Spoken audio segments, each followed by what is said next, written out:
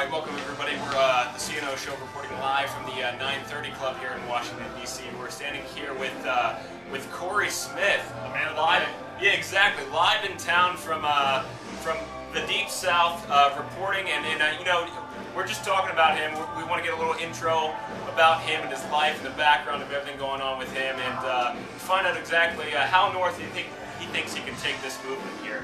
Corey, how north do you think you can go with the Corey Smith movement? I think we're going all the way to Canada. Oh my God! I can't wait. Yeah, we've been up to Boston, New Hampshire so far. Well, actually, we went to Vermont, Burlington. I guess is about as far north as we've been. But tonight's a huge night. This is going to be the biggest night we've had in DC. And DC is officially not the South. So we're going to have about 1,200 people here tonight. Should sell out. Knock on wood. And so this is definitely not the South. So we're outside the South. We're going to get a big shake outside. Now we're at the 930 Club. You mentioned you may go to Canada. What are some of your favorite places to perform? You know, I have a pretty even keel attitude when it comes to that. I'm excited every night. Each town that I go to has something special to offer, so I just try to stay positive. I don't really pick favorites. You know, it's nice playing close to home with so many friends and family, man. That's always special. But other than that, you know, I don't really pick favorites. You started off playing covers in bars down in the South, down in Georgia. You know, sort of like around that college town area. Walk us through that and tell us what that was like to go through that sort of that sense of not knowing what your future held, and how you came to be Corey Smith, the guy that actually, you know, made himself a legend in the Deep South. Well, when I got to high school, I started playing some bar gigs, playing covers, you know, playing Buffett and Garth Brooks and Leonard Skinner and all that, you know, the barroom covers, and I didn't find it very satisfying. It was kind of sad. I decided to be a school teacher, so I taught school for 4 years, and while I was teaching, I continued writing songs just because it was fun. It was just what I did for therapy, helped me stay healthy, I guess. And then I started going out again and playing bar gigs. This time I tried to mix it up. I would play some cover songs, but would always try to play the majority of my material. And it taught me a lot about writing, because there was a reason why people enjoyed hearing Jimmy Buffett at a bar. There's a reason why they enjoyed hearing, you know, Dave Matthews or Leonard Skinner, or whatever the particular cover song was. So it set the bar high for me. Whenever I wrote a new song, I could judge it was going to be effective based on whether or not I could get the attention of a bunch of people in a bar who were eating wings and drinking beer. You know, they didn't really care about me. So if I could grab them with my lyrics, I was doing something right. And so far it's worked out. Now I remember you talking about in the past how, you know, you would play at sort of college parties and high school parties and all these different things, and you would watch literally how people would react and how they would get into that moment and how you could capture them, how you could get them into that rhythm. How were you able to sort of take that from a college party and take it onto the stage and make that relative to everybody in the stage and in the audience? It's just a long, steep learning curve, I guess. You know, there's a lot of practice. Getting in front of audiences night after night is very gradual. I can't say that it was, you know, a real conscious thing the whole time, but the main thing is just writing honestly, writing what's relevant to me, writing what makes me feel better about myself, and, you know, hope that this stuff resonates, and it's continuing to resonate. The more we get in front of people, the bigger the audience gets. Now you're an indie artist, so you know you don't have the backing that other artists who are signed to major record labels have, but you also have the freedom to sing about whatever you want to sing about. Tell us what that's like for you. I mean, is the freedom really worth not having that backing?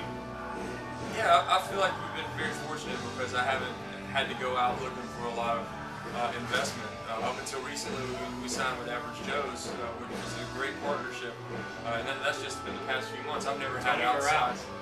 Oh yeah, Tony's a great dude. Yeah, up until then, you know, I've never had anybody else give me a dime to help go out and try to spread. It's all been financed by the fans, really, by going out and selling tickets. That's cool. It's given me a lot of freedom. It's allowed me to make records that way I want to make them, and write songs, you know, how I think they ought to be written. And fortunately, partnering with a company like Average Joe's, which is another independent company, they're not going to ask me to change anything. It's worked so far. Now, Corey, everybody tries to put a label on you, and that's one of the most annoying things about me, and I'm sure it's kind of infuriating for you too. And this is something that you've probably had to deal with the entire step of the way. Do you feel like that's something that sets you back and that sort of sets a lower ceiling for you, or do you feel like that's something you can break away from and it sort of allows you the opportunity to do whatever you want and reach as many people as you want, regardless of who's listening? Well, labels are helpful sometimes. They help us decide, whether we're going to give music a chance. We like labels. So if I was going to label myself, I would say I was progressive country. I come from a small town in North Georgia, and I think my music reflects the kind of town I grew up in. And it's small, traditional, conservative, but it's growing. And there's a Publix and a Kroger in town, and we're getting swallowed up by the metropolis of Atlanta. So I think my music is progressive country. It's forward-thinking and traditional at the same time. So labels can be effective because they can help reach the kind of fans who we think will like the music. So I'm not too frustrated by it. It's just natural. I got to be honest with you. I was literally sitting in my house about 4 hours before coming here tonight, and I was playing your music, and the songs that I've In the dark. exactly the songs that I've recounted in the dark time and time again, and my roommate walks by and he goes, I don't know what the hell that is, and he goes, I don't know what the hell to call it. Do you feel like that for you is something that you would take pride in? Do you feel like that's something that you just got to wait for people to find out exactly who you are? How would you react to that? I'm proud of the fact that I just have a career and I haven't tried to be anybody else. I don't think there's another artist that people are going to go, oh, Corey Smith's just copying so and so. And I feel good about that. I think that I'm unique. Now, the trick is radio. Radio is organized by genre and format, and I think we're in a position where we can have a really positive impact on the country format. Because I feel like at the core that I've always been a country artist, but I haven't fit into that narrow box of what most people think of country music. Fortunately, country music over the past several years has really broadened. It seems to become more diverse. So I like to think that we can have an impact on that format. People are going to go, oh, Corey Smith's country. Now, you were doing music on the side, and you were a high school teacher at a point in your life, right? Yes. When did you decide that you were financially stable enough to make that leap of faith and say, hey, maybe I can try this whole music career thing out? There was about a 6-month transition where I started. First, I started tinkering with the numbers, I'd have to play this many shows and I'd have to make this much each night. And at first, I was like, oh, this is impossible. There's no way I can stop teaching. And then things really grew pretty quickly over a 6-month period where it started becoming more and more possible. And the thing that really tipped me over the edge is in, I guess it was 2005, played my first show at the Georgia Theater in Athens, and it was sold out. And it was my God. In fact, Zach Brown opened the show. Open, by the way, I'd like to point that out. Zach Brown opened the show. And Brantley Gilbert, I don't know if y'all know Brantley Gilbert, but he's another guy from my hometown. He opened that show too. I actually want to piggyback off that a little bit because that was one of my next questions. When it comes to you with the Georgia Theater, you spent so much time around Athens, and the Georgia Theater, right downtown Athens, Georgia. You spent so much time trying to just get people to recognize you around that area alone. How special was that for you to actually get through there and get to play and just have people cheer along with your songs and actually record a live album to where I listen to it right now on repeat and everybody in the audience loves it, man. How great of a feeling was that? There was something magical about that place because it's so close to home. That's the cool thing about that album is the crowd. That's the main reason we wanted to release the album is because the crowd was just so loud. The crowd's really a part of the track. So that's cool. It's sad that the theater's not there right now, but it should be coming back strong here shortly. Now let me ask you about this. The actual theater burnt down, which was unfortunate, right. And it was about 2 years ago. Now on their website, and I was checking this out earlier, they're scheduled to come back right around June 19th, somewhere around there. Yeah. This summer, have they reached out to you about playing perhaps in that reopening, that show?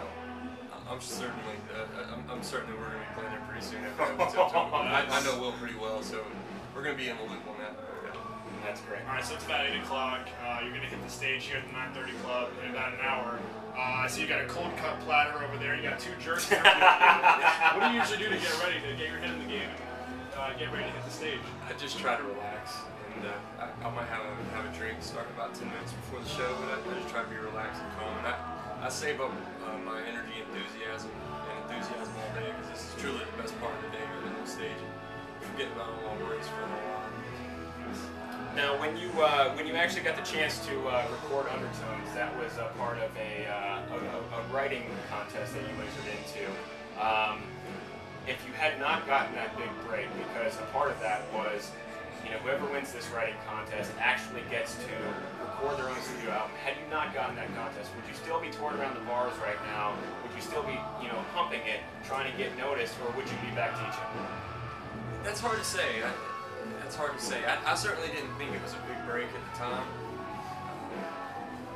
It was at a little bitty coffee shop. I mean, it was there were maybe 20 or 30 people there. It was such at the time, it was kind of like, oh, cool, I get to go to some studio and record these songs. I had no clue that it was going to start, whatever has been set in motion.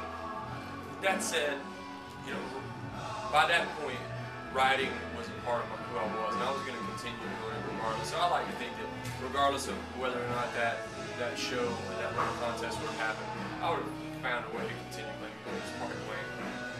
Corey Smith, thank you so much for your time, man. Thanks for coming to Washington, D.C. We welcome you, and I'm sure you'll have a great show. Thank you. I hope you have a good time. Thanks, man. Appreciate it. Hey, Corey, man, just out of curiosity, what did you teach? Social studies.